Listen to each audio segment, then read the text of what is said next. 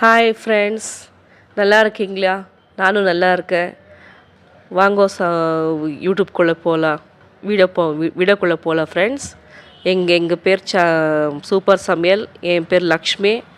டமாட்டா பாத் rice பண்ணுறேன் friends. வாங்கோ வீடியோக்குள்ளே போகலாம். என்ன போடணுமுன்னா, பச்சை மிளகா, சுண்டி, இஞ்சி, பட்டை, லவங்கம், சோம்பு, கொஞ்சம் தனியா கொத்தமல்லி விதை, அப்புறமா கொஞ்சம் ஆனியன், இவ்வளோ போட்டு கொஞ்சம் மிக்ஸி கிரைண்ட் பண்ணோம் ஃப்ரெண்ட்ஸ்.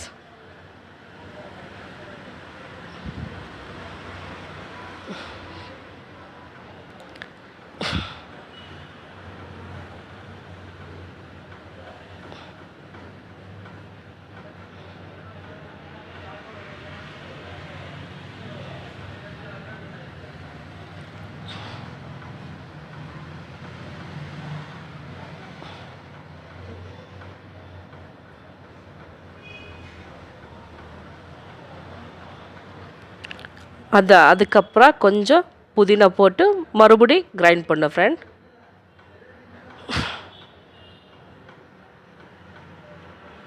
தேவையான கொஞ்சம் தண்ணி போடணும்.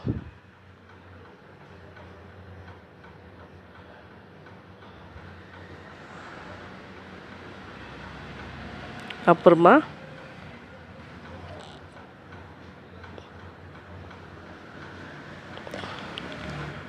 இப்போ ஆனியனும், அப்புறமா பட்டை, கொஞ்சம் கல்லாசிப்பூ, பிரிஞ்சி இலை, புதினா இதெல்லாம் போட்டு கொஞ்சம் வதக்கிக்கணும். நல்லா வதக்கணும். கொஞ்சம் ஃப்ரை ஆகணும் ஃப்ரெண்ட். அப்புறமா பேஸ்ட் எல்லாம் போட்டு கொஞ்சம் நல்லா வதக்கிடுவோம். நல்லா வதக்கணும். அந்த பச்சை வாசனைலாம் போகணும் ஃப்ரெண்ட். நல்லா வதக்கிட்டு கொஞ்சம் ஃப்ரை ஆகணும் ஃப்ரெண்ட். அது நல்லா ஃப்ரை ஆகணும். நல்லா ஃப்ரை ஆகணும்.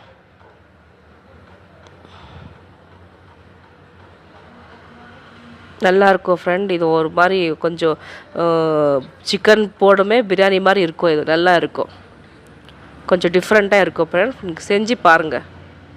காரம் உங்களுக்கு தேவையான அவ்வளோ போடணும். பச்சை மிளகா நான் ரொம்ப காரம் வேணான்னா உங்களுக்கு எவ்வளோ தேவையோ அவ்வளோ போடணும் ஃப்ரெண்ட்.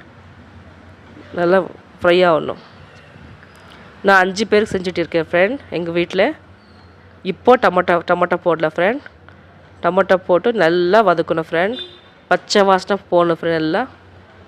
நல்லா பச்சை வாசனை போகணும். எங்கள் வீட்டில் ஃப்ரெண்ட்ஸ் 5 பேர் இருக்கிறோம். எங்கள் வீட்டுக்காரர், நானும், பசங்க 3 பேர் இருக்காங்க. 2 பொண்ணு, 1 பையன், 3 பேர் இருக்காங்க ஃப்ரெண்ட் எங்கள் வீட்டில். உங்கள் வீட்டில் உங்களுக்கு எவ்வளோ வேணும் அந்த மாதிரி பார்த்து தேவையான பொருட்கள் எடுத்து சமைக்குங்க. அதில் காரம் எவ்வளோ வேணுமோ அவ்வளோ போடுங்க ஃப்ரெண்ட். பச்சை மிளகா ரொம்ப வேணாம். நான் கொஞ்சம் தான் போட்டிருக்கேன். இப்போ கொஞ்சம் ஆச்சி மட்டன் மசாலா போடுறேன் ஃப்ரெண்ட். நல்லா இருக்கும். ஆச்சி மட்டன் மசாலா கொஞ்சம் போடுங்க. ஏன்னா ஒரு ஸ்பூனோடு போடுங்க போதும்.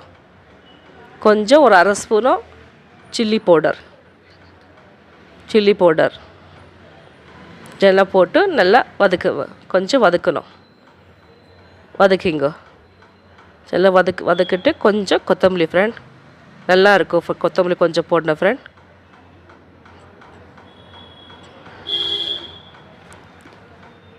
உப்பு போட்டிருக்கேன் ஃப்ரெண்ட். தேவையான எவ்வளோ வேணும் அவ்வளோ தேவையான உப்பு நான் கொஞ்சம் கம்மி தான் போடுறது. எங்கள் வீட்டில் கொஞ்சம் கம்மி தான் உப்பு சாப்பிடுது ஃப்ரெண்ட். தேவையான அளவுக்கு உப்பு போட்டிருக்கேன். இப்போது கொஞ்சம் எவ்வளோ அரிசியை எடுத்துருக்கிறோம் அது டபுள் நான் தண்ணி போட்டிருக்கேன்.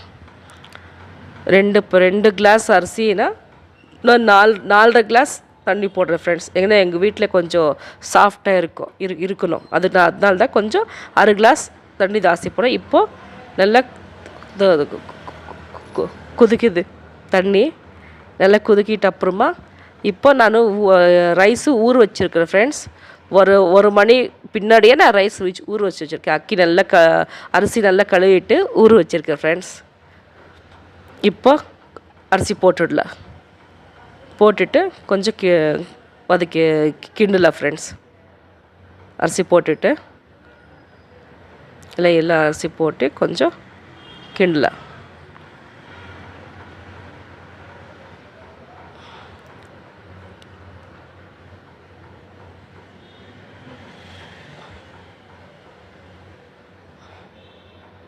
நல்லாயிருக்கும் ஃப்ரெண்ட்ஸ். நீங்கள் வீட்டில் செஞ்சு பாருங்கள்.